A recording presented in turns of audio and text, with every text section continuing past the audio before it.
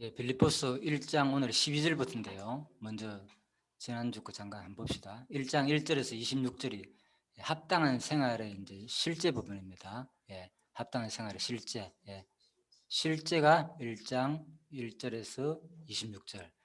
그리고 생활의 원리가 27절부터 2장까지고요. 그러니까 실제, 원리, 실천 이렇게 이제 빌립보스가 이제 4장으로 이렇게 되어 있네요. 그죠? 예, 그래서 근거는 일찍 하나님께서 모세로 이스라엘 자손에게 율법을 명하여 가나안 땅에 하나님 백성으로 생활하도록 섭리하셨다. 예, 그래서 이미 구약 자체에서 율법을 통하여서 그죠? 가나안 땅에서 하나님 백성으로 살도록 생활했는 이 근거, 그죠? 일찍이 이미 하나님 모형이 그죠? 구약 그죠? 모형 이스라엘 백성의 삶을 통해서 보여줬는 거예요. 성도의 거룩한 생활을 어떻게 살아야 되느냐? 뭘 통해서? 바로 율법을 제시하고 율법대로 살아라.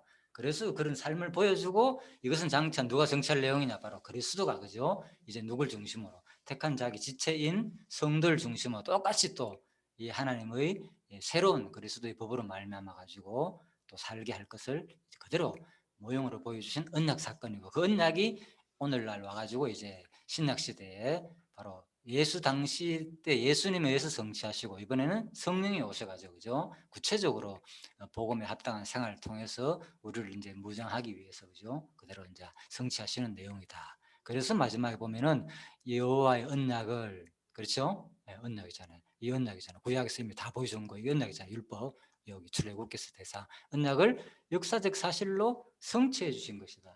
예. 이런 논리 구조는 아마 제가 받기로는 아직까지 기존 뭐 어느 강의에도 기존 강의 찾아볼 수 없어요, 사실. 그죠? 아주 독특한 우리 성경신학만의 바로 강의 패턴이죠. 예. 그래서 이제 이걸 제가 소개시켜 드렸고요. 자, 그리고 합당한 생활의 실제 부분입니다. 오늘 1장 1절에서 26절. 그래서 1장 1절에서 26절은 합당한 생활의 실제 부분인데 첫 번째 지난 시간에 한 거 1절에 11절 무리가 은혜에 참여했다는 거요. 그리고 오늘은 이제 12절부터 26절인데 매임의 유익을 기뻐함. 자, 그래서 오늘 사실 우리가 이 공부를 한다는 것은 매임의 유익을 기뻐할 정도의 그죠? 생활의 실제 부분이거든요. 그래서 우리가 구체적으로 에베소서에서 충분히 이미 에베소서에서 우리가 하나님 자녀로서 인침이 확증받아 가지고 과거에 종노릇하던 모습에서 어디로 왔습니까?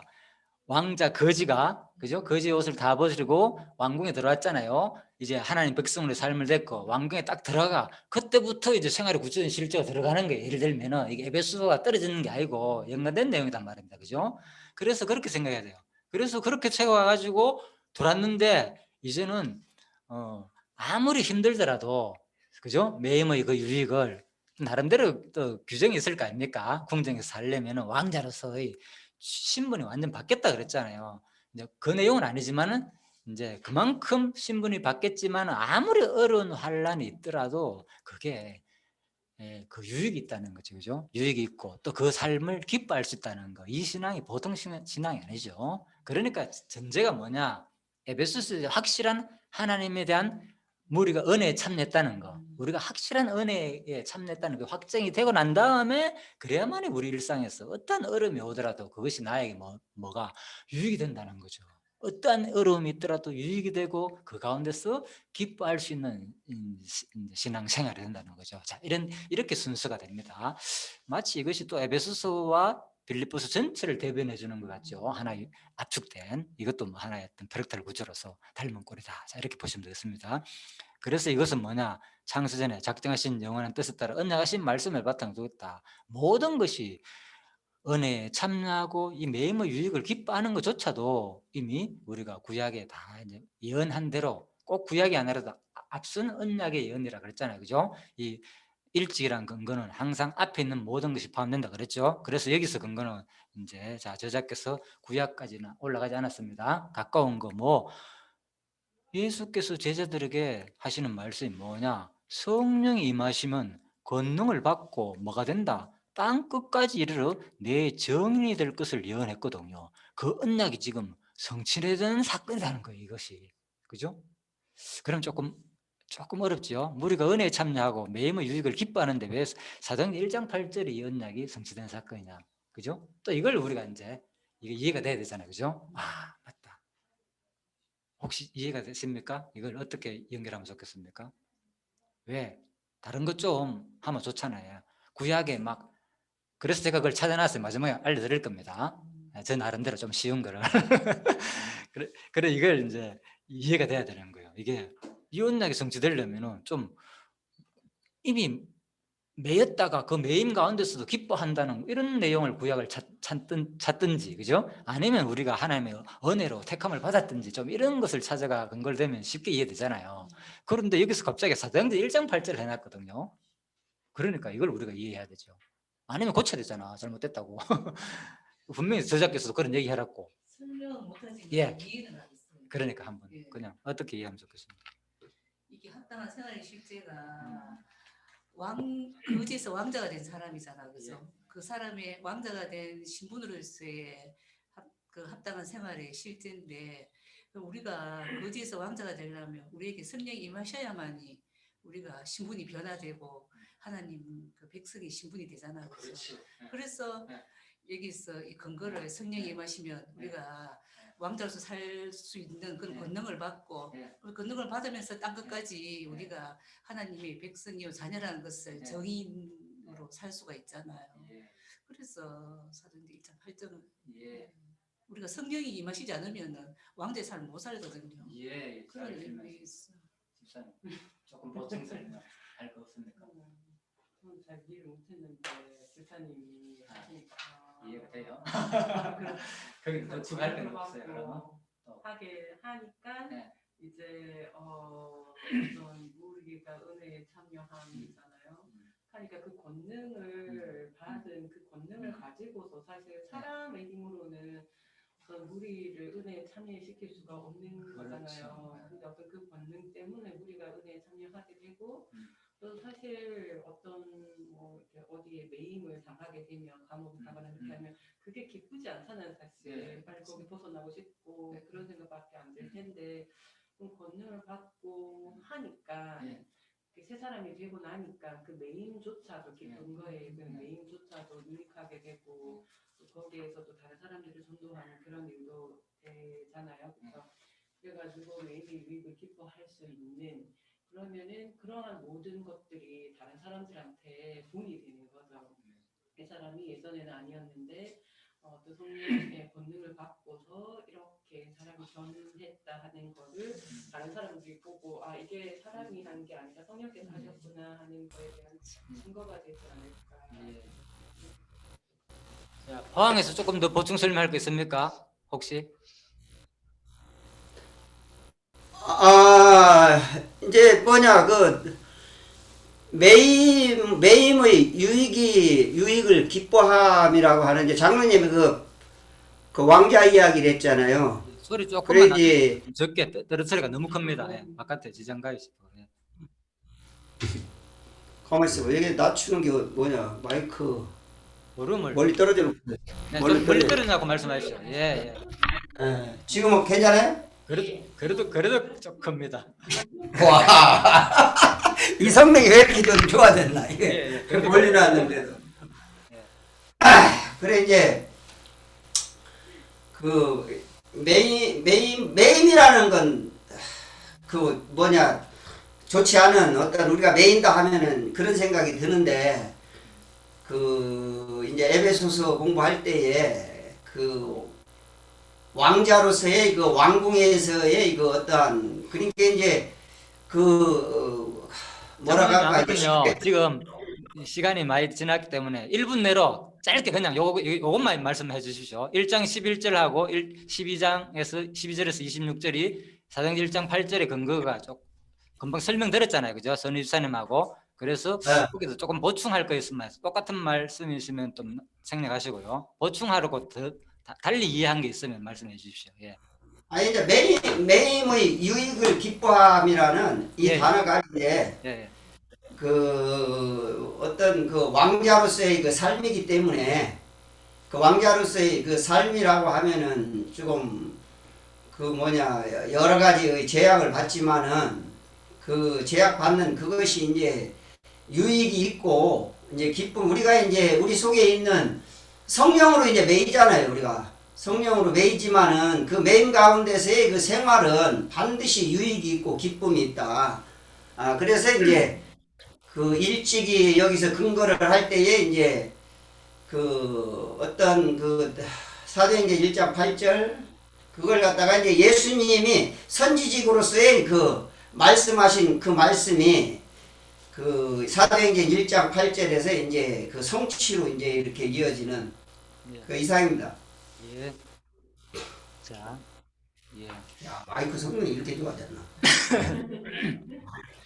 자, 이거 한번 보십시오. 그래서 사실 이게 좀 어렵죠, 그죠? 깨끗하게 쉽게 설명. 그렇지만 이걸 자세히 생각해 보면 우리가 이해가 될 겁니다. 자, 성령이 임하시면 그랬잖아요. 아까 그랬잖아요, 그죠? 우리가 은혜에 참여하면, 그죠? 일단 해야 되잖아요. 그다음 뭐라고요? 매임의 유익조차도 기뻐한다 그랬잖아요. 자, 성령이 임하시면 권능을 받고 여기까지 같은 단락입니다. 땅 끝까지 이르러 내 정이 될 것이다. 자, 이제 정이 된 삶을 생각해 보면 돼. 그리스도가 우리 복음을 신약 시대에, 그죠? 사도행전 때에 성령이 임했지만은 그들이 뭐 때문에 사도행전 1장 성령이 임하시면 권능을 받고 그 다음 구절이 뭐였습니까? 사도행전 1장 8절 1장 8절 예루살렘과 사마리아와 그죠? 땅 끝까지 이르러 내 정이 된다 그랬잖아요. 그런데 실질적으로 그렇게 된 이유가 뭐였습니까? 물론 성령이 임했고 더 구체적인 직접 요인 그때 어떤 일이 있었습니까? 그때 성령이 임해가지고 물론 정이 됐는데 내 정인이 되는 직접적인 그렇게 될 흩어진 이유가 뭐로 동기가 그렇죠. 그거였잖아요. 바로 핍박, 얼음, 죽이려고 그러고 특히 누구 세례 요한이 목 잘리고 그 사건 이후부터 막 복음이 예루살렘에 있다가 다 흩어졌거든. 다 도망갔거든. 제자들이 뭐고. 그래서 사마리아 땅끝까지 정이 그때부터 시작됐단 말입니다. 그러니까 이게 바로 성령이 임했을 때와 그러니까 이제 핍박받아가 흩어진 거는 시간적으로 핍박받아 흩어지고 나서 오순절로 모여서 성령이 임했는 거 아닙니까? 꼭 이제 지금 그걸 순서를 따지는 게 아니고 우리가 이제 그리스도로 먼저 정인이 됐잖아요. 하나님의 은혜가 성령을 받았고 그 다음에 구체적으로 이제 받은 사람이 무리의 은혜에 참여한 사람은 어떤 결과의 생활을 하게 되냐 그잖아요. 구체적으로 이게 우선이잖아요. 먼저 은혜에 참여해야 되고 성령을 받아야 되고 그 다음에 구체적으로 합당한 생활을 이 성령을 받은 사람의 합당한 생활의 실제가 뭐냐? 어려움을 당하고 매임을 당할지라도 그 유익을 기뻐하면서 생활한다는 거잖아요. 그렇죠? 바로 성령이 임하면 권능을 받고 권능을 받았고 그 다음에 땅 끝까지 이르러 정의를 된다는 건 뭡니까? 어떠한 어려움이 있더라도 이거 너무나 소중한 걸 깨달았으니까 이걸 위해서 고난을 감수하고 사도 바울이 지금 뭐 했습니까?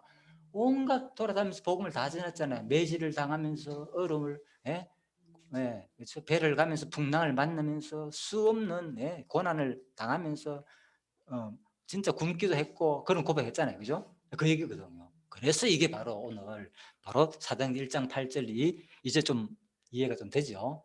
맞네. 이 말에 이 근거 구절이.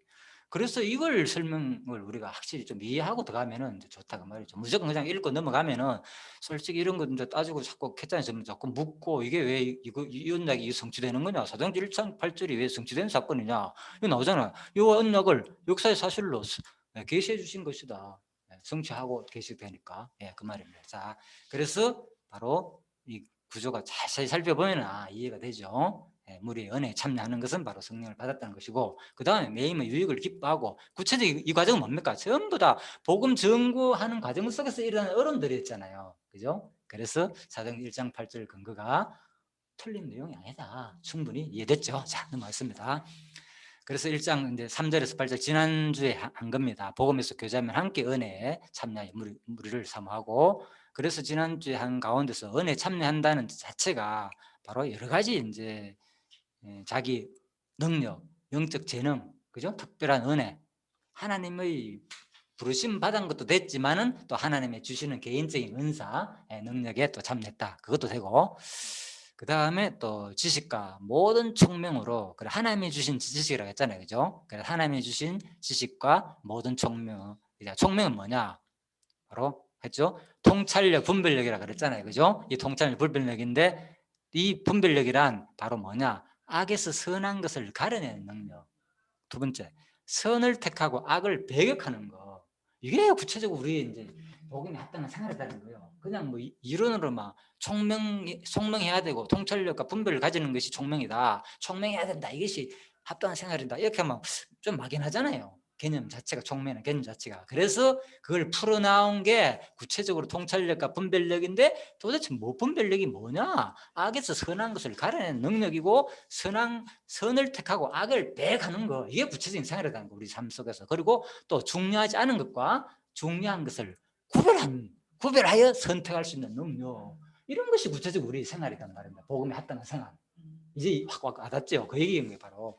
그래서 그냥 개념 속에서 총명해야 된다 이게 아니던 거예요. 구체적으로 우리가 그 총명이란 것은 통찰력과 분별을 말하는 건데, 감각적으로 깨뜨려 보는 통찰력과 분별을 말하는 건데, 구체적인 그 내용이 뭐냐? 선을 택하고 악을 배격하고 중요하지 않은 것과 중요한 것을 구별하여 선택할 수 있는 능력이다. 이것이 구체적으로 우리가 복음에 합당한 생활로 드러난다는 거죠. 그죠? 성령 임하시면. 그죠?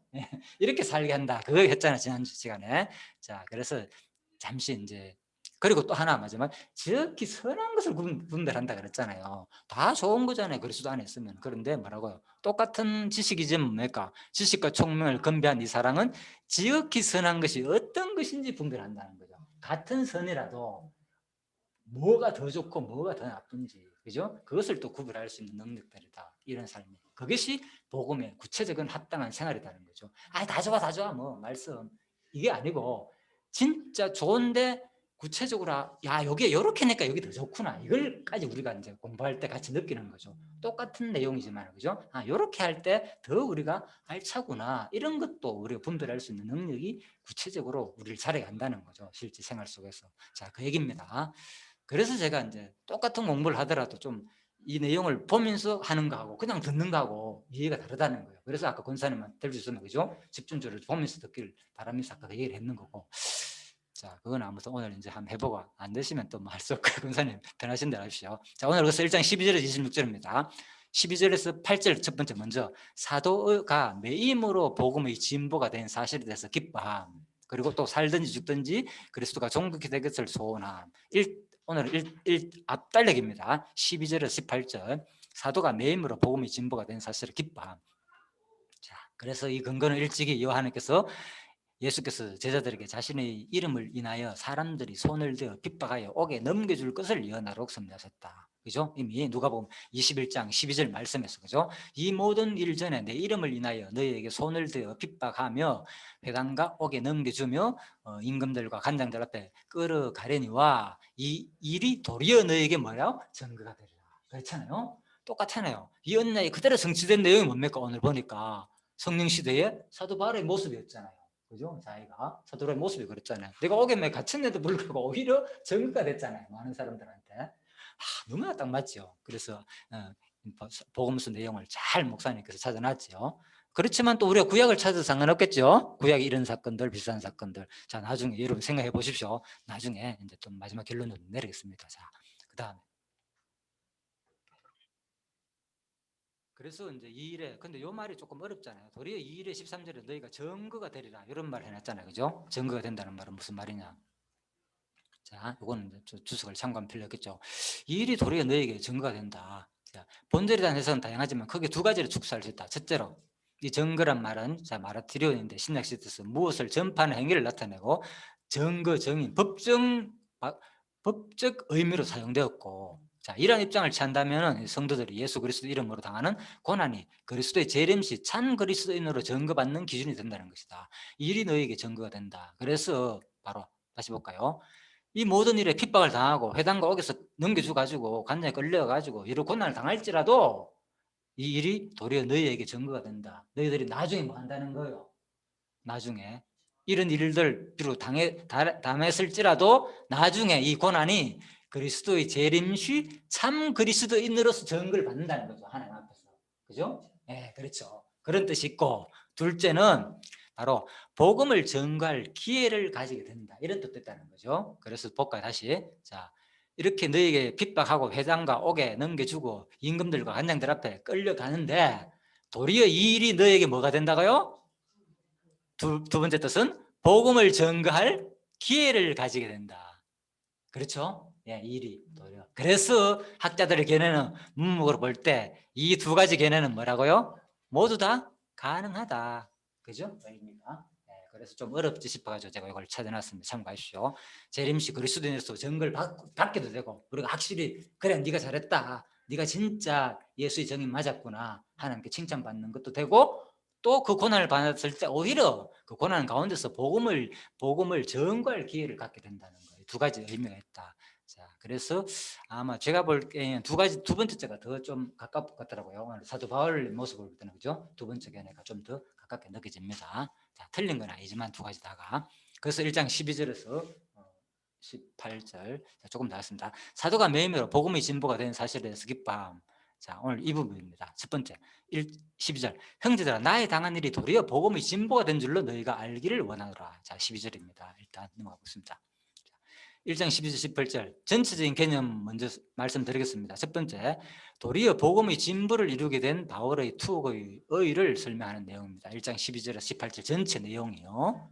일단 먼저 한번 읽어드릴게요. 이러므로 나의 매임이 그리스도 안에서 온 시대 안과 기타 모든 사람에게 나타났으니 형제 중 다수가 나의 매임을 인하여 주 안에서 신뢰함으로 겁없이 하나님의 말씀을 더욱 담대히 말하게 되었다. 어떤 이들은 투기와 분쟁으로 어떤 일은 착한 뜻으로 그리스도를 전파하니 이들은 내가 복음을 변명하기 위하여 세우심을 받은 줄 알고 사랑으로 하나 저들은 나의 매임에 괴로움을 더하게 할 줄로 생각하여 순전치 못하게 다툼으로 그리스도를 전파하느니라. 그러면 무엇이노? 외모로 하나 참으로 하나 무슨 방도로 하든지 전파되는 것은 그리스도시니 이로써 내가 기뻐하고 또 기뻐하리라. 자, 이런 내용입니다. 그래서 1장 12절 18절 내용이 도리어 복음의 진보를 이루게 된 바울의 투옥의 의를 설명하는 내용인데 그 가운데서 첫 번째 12절 14절 바울의 투옥을 통해 이루어진 복음의 진보다. 바로 1절 첫 번째 12절 내용은 로마에서 자신이 가택연금 상태에 처하게 된 것이 오히려 복음의 진보를 이루게 됐다는 내용이고, 자, 13절 내용 뭐냐? 바울이 그리스도 때문에 사슬에 매었다고 하는 이 사실이 온 경비대와 그죠? 그 외에 다른 사람에게도 널리 알려지게 됐다는 거죠. 그리고 자, 세 번째입니다. 14절은 뭐냐? 또 바울이 갇히게 된 일이 오히려 로마에 믿는 형제 중 다수가 더욱 신뢰하여 담대히 복음을 전파하게 되는 결과를 가져왔다는 거. 오히려 감옥에 갇혔던 것이. 자, 여기 14절까지고, 자, 15절부터는 뭐냐? 17절까지 로마에서 복음 전한 자들의 상반된 동기와 목적. 자, 첫 번째 15절 말씀은 복음을 전한 자들 중 어떤 이들은 시기와 경쟁심으로 또 어떤 이들은 선한 의도로 그리스도를 전파하는 내용이고, 자, 16절 말씀입니다. 선한 의도로 복음을 전하는 자들은 바울이 복음을 전파하기 위하여 세움받은 사도인 것을 알고 사랑으로 전도한다. 자, 그리고 시기와 경쟁심으로 복음을 전하는 자들은 자기 전도로 갇힌 바울에게 괴로움을 더해주고자 경쟁적이고 당파적인 생각으로 전도하고 있다. 자기 유익을 갖기 위해서, 자기 뭔가 이익을 위해서 열심히 전도한다는 거죠. 사도 바울이 갇혔기 때문에. 자, 그런 내용들입니다. 조금 이따 말씀드리겠습니다. 자세히 설명은. 일단 자, 이래서 마지막 부분 18절은 뭐냐? 바울 그리스도가 전파되는 사실 자체만으로도 기뻐하는 바울의 심정 내용이었고요. 자, 첫 번째 바울은 그들이 어떤 동기로 복음을 전하든 상관치 않는다고 하는 것이 상반절이고, 자, 하반절은 뭐냐? 결국 전파되는 것은 그리스도에게 자신은 그 사실 자체로만 기뻐하고 또 기뻐한다고 했다. 자기를 시기하기 위해서 사도 바울을 오히려 어렵게 하여서 사도 바울을 고통을 주기 위해서 열심히 전하는데 사도 바울은 그게 개념치 않았다는 거예요. 너희들이 뭐 그래 나를 어떻게 하든 간에 너 이기심으로 전하든 간에 그 복음만 잘 전해주기를 바란다. 그 말이죠. 자, 사도 바울의 마음이 진짜 인간을 보지 않고 오직 그들이 무엇을 하느냐, 그 복음을 받다는 것, 복음의 내용을 받다는 거죠. 거기서 상당히 의미가 있죠. 사도 바울의 시야가. 자, 그런 내용입니다. 12절입니다. 먼저 나의 당한 일이 도리어 복음이 진보가 된 줄을 너희가 알기를 원하노라. 자, 나의 당한 일은 뭡니까? 당한 일은 쉬운 말로 나의 당한 일? 바로 그렇죠. 바로 바울의 투, 그죠? 네, 바로 옥에 갇힌 거, 관계된 고난을 말한다. 자, 그래서 렌스키 해석을 좀 더 구체적으로 본다면은 바로 로마 감옥에 연금되어 있는 상태였고 바울은 그죠? 또 그에 관한 법적 심리가 로마 제국에서 다뤄지고 있으며 그는 아직 판결을 받지 않은 미결수 상태에 있는 거예요, 그죠? 그래서 기약 없이 구루 생활을 하고 있었다. 그래서 처음에는 이제 로마 감옥에 연금 갇혀 있다가 사도행전의 뒷부분에 보면은 아마 마지막 장에 보면은 이제 한 2년 동안 이틀 동안 자기가 셋집에서 그죠? 가면서 많은 사람들이 오고 가면서 복음을 전가를 볼 때 처음에는 이제 재판 받기 위해서 아마 그 시위대 안에 갇혀 있다가 그 다음에 옮기 가지고 셋집에서 그죠? 자기가 방을 구해 가지고 그렇지만 또 병사들은 와 가지고 그죠? 계속 지키고 있었고 아직 완전 판결이 안 난 상태이기 때문에 그 기간을 2년 있다가 마지막 2년 후에 풀려났는 거. 네, 로마에서 그 얘기입니다. 자, 그래서 아마 그렇게 보고 있습니다. 학자들에게는. 1장 12절. 그래서 도리어 복음이 진보가 된 줄을, 이게 무슨 말인가 하면 자신은 고난에 대해서 긍정적으로 생각하는 사도 바울의 표현을 말한다. 이것도 그렇죠. 복음이 진보가 됐다. 그래서 사도 바울이 그런 어려움에 갇힐지라도 사도 바울은 이제 긍정적으로 생각하는 모습을 볼 수 있고요. 자, 이는 그가 자신이 자유하든 속박을 당하든 중요한 것은 자신의 육신의 상태가 아니라 그로 인한 복음의 전파임을 견지하고 있었기 때문이다. 바울은 도리어 번역된 말론이라는 비결을 나타내는 부사를 써서 복음의 장애물로 여겨졌던 것이 오히려 더 큰 복음의 진보를 가져왔다고 고백하고 있다. 그래서 이제 이런 모습을 볼 때 바로 사도 바울이 다른 데서 그죠? 약한 데서 온전하여진다라는 바울의 확신이 나타나 있다. 그죠? 바울의 고백을 볼 때 약한 데서 오히려 온전해야 된다는 거. 그래서 아무리 우리가 복음에 어떤 내 생활이 어려울지라도 그 가운데서도 또 하나님의 뜻이 있다는 거예요. 쉬운 말로. 그죠? 복음에 오히려 감옥에 갇혔는데도 불구하고 나 감옥에 갇히면 안 되는데 이거 뭐야? 앞으로 내가 할 일이 태산 같은데 아직 내가 살 일이 막막하고 복음을 전거 위해서 내가 모처럼 마음먹고 복음을 전가하고 내 모든 거 다 버리고 했는데 이게 뭐지? 감옥에 갇히면 얼마나 자질을 낙담할 수 있습니까? 그런데도 불구하고 바울은 그 안에서 그냥 하나님이 주신 뭡니까? 바로 구체적인 성도의 거룩한 삶을 살았다는 거예요. 그게 뭐냐? 그 안에서 그냥 자기의 주어진 대로 산 것이 알고 보니까 뭡니까? 오히려 또 복음의 기회가 됐다는 거예요. 맨날마다 그러니까 지켜보고 관수들이 와가지고 지켜볼 거 아닙니까? 또 이틀 동안 있으면서 로마에서 자기가 실제로 셋집을 구해가 자기가 거기서 셋집을 구해가지고 돈을 지불해가면서 뭡니까? 사람들 와가지고 가르쳤을 때 옆에 있는 병사들이 뭐 하겠어요? 그게 자신이 그랬어요. 셋집이라는 그러니까 누가 그건 잘 모르겠어. 아무튼 그건 표현 없는데 누가 구해줬든지 바울이 구할 확률도 있는 것 같아. 제가 보기에는 아무튼 구했든지 그 얘기는 없습니다. 이제 성경에 사도행전 28장에 보면 그죠? 이제 셋집에서 이렇게 나오는 보니까 뭐 로마인들이 구해줬는 안 그러면 계속 안에 뭡니까 시대 안에 감옥에 갇혀둘 수 있는데 구해줄 수도 있고 그건 모르겠습니다. 넘어갑시다. 아무튼 그래서 아무튼 사도 바울이 왜 그런 게 있거든요. 사도 바울은 돈을 요구하고자 해가지고 그때 보면은 그 뭡니까 아그리파 왕인가 와가지고 그죠? 그죠? 그런 것도 있잖아요. 그러니까 아마 사도 바울이 이제 그런 가지고 있는 그런 것도 있을 수 있죠. 주에서 받은 어떤 그런 것도 정확하게 모르겠습니다. 아무튼 그래서 제가 한번 그 생각이 어떻게 들어서 한번 바연이고요. 아무튼 셋집에 있으면서 수많은 사람들을 오고 가고 그리고 뭡니까 간수들은 지키고 있었고 간수들이 뭐 하겠습니까? 그래서 지키면서 옆에서 기독량을 듣게 된 거예요. 할 수 없이 억지로. 그러다 보니까 뭡니까? 그 간수들이 또 복음을 깨우는 사람들이 꽤 있다는 거예요. 그렇죠. 교대를 해야 되니까. 그 얘기는 다 나온다니까. 그래서 이제 이 표현이 그래 빌립보스에 나온다니까. 사도행전은 그 얘기는 안 나오지만은 그 말입니다. 그래서 오히려 약한 데서 온전해졌다. 복음이 장애물로 여겼던 것이 오히려 복음의 큰 진보를 가졌다는 거. 진보에 대해서는 원래 군대를 위해 길을 개척하는 거. 그래서 군대가 막 진화하려면 길을 개척해야 되잖아요. 그죠? 그 얘기입니다. 진보의 단어다. 그렇죠. 그런 용어인데 현상적으로 봤을 때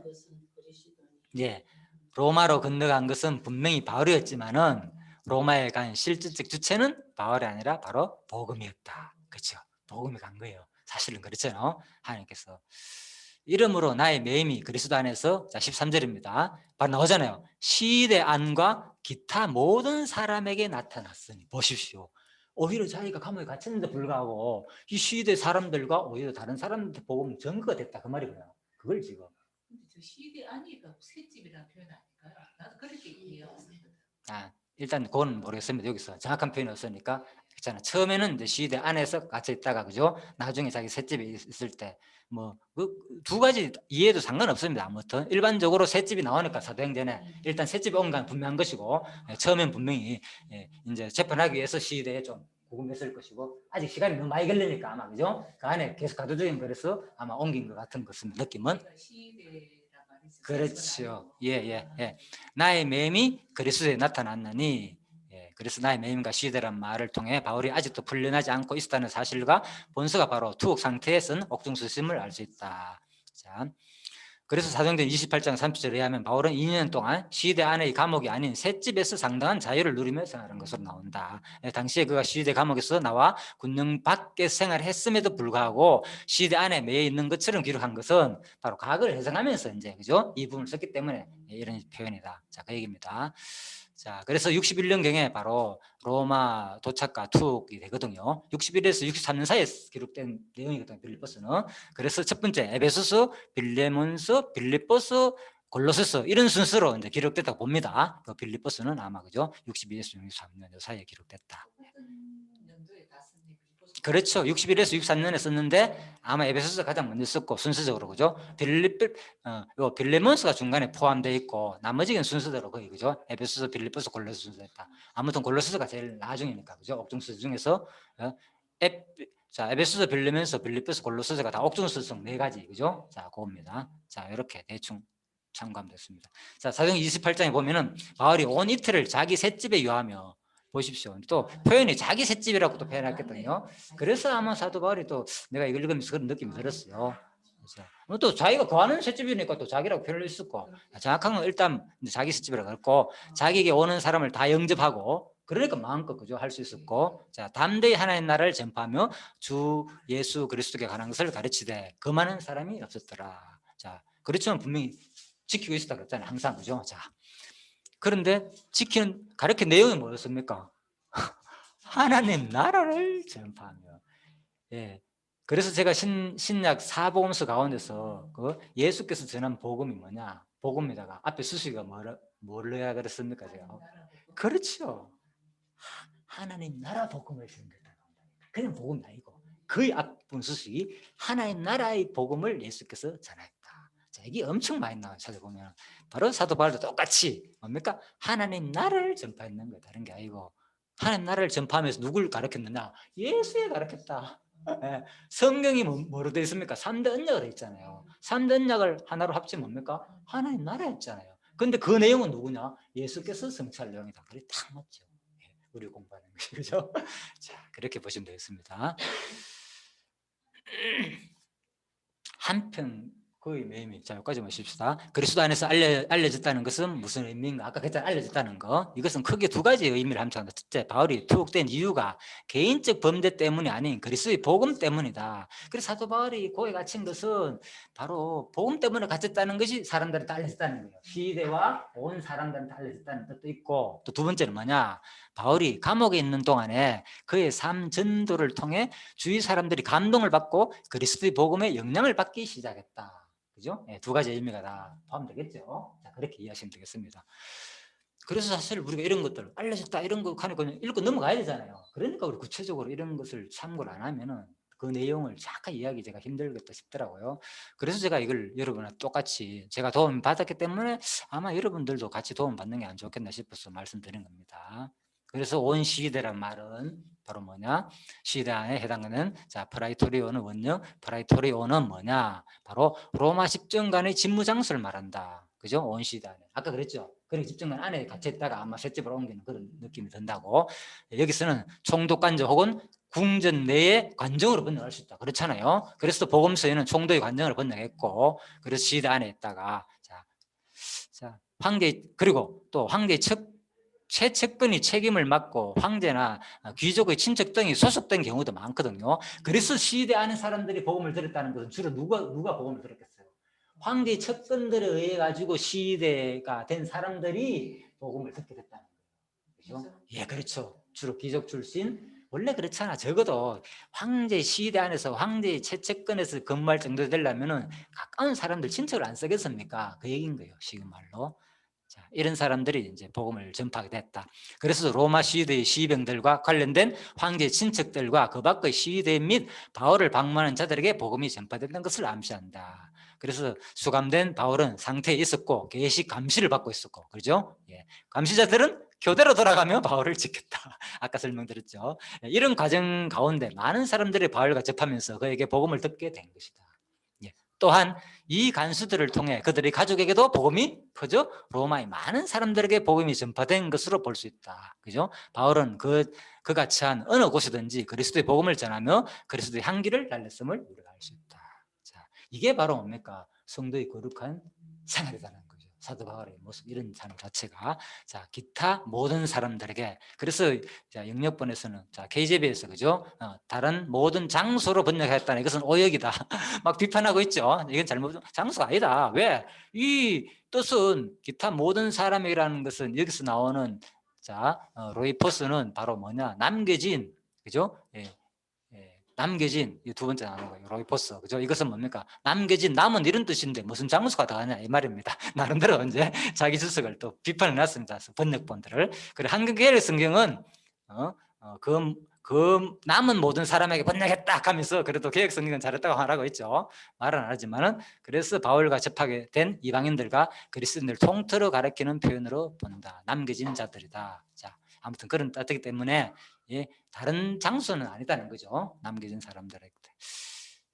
그리고 자, 여기까지 하고 좀 쉬다가 하도록 합시다. 한 10분 쉬다가 나머지 한 30분 하고 마치도록 하겠습니다. 14절부터 18절까지 하고 오늘 마치도록 하겠습니다. 예, 수고하셨습니다. 예, 30분에 뵙도록 하겠습니다. 예.